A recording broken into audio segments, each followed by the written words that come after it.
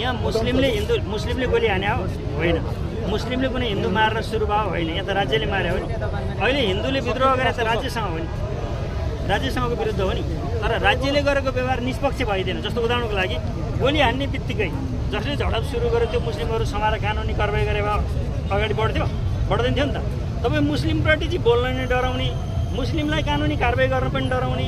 जस्तो उदाहरणको लागि रौतहटमा पुजारीलाई हनुमान मन्दिरमा गोली हानेर मारियो। म नेपालको त 20 वर्षदेखि एक्टिभ अभियन्ता हो नि, आजसम्म मलाई थाहा छैन कारबाही कसलाई भयो। एउटा पुजारीलाई रोटी खाइरहेको बेला गोली हानेर मार्दाखेरि कसले अपराध गरेको थियो र कसलाई समाएर राज्यले कारबाही गर्यो अहिलेसम्म भन्दैन भनेपछि अल्पसङ्ख्यकको नाममा मुस्लिमले चाहिँ गरेको ज्यादती चाहिँ सही रहने। अब तपाईँ उदाहरणको लागि हामी नेपालमा हाम्रो कुनै पनि भूभागमा हिँड्न डराउनु पर्ने, मुस्लिम एरिया, क्रिस्चियन एरिया, राईको एरिया, गुरुङको एरिया, तामाङको एरिया, छेत्री बाहुनको एरिया त्यसरी बाँड्ने हो देश। हाम्रा सार्वजनिक बाटाहरू सबैको लागि खुल्ला छन् नि।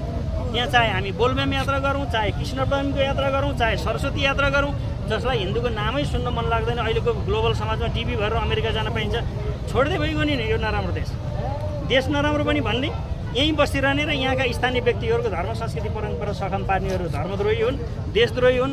तिनीहरूका विरुद्धमा राज्यले जतिसुकै फस्रो आश्वासन दिएर सद्भावको नाटक गरे पनि एक दिन न एक दिन धार्मिक समाजले विद्रोह गर्छ।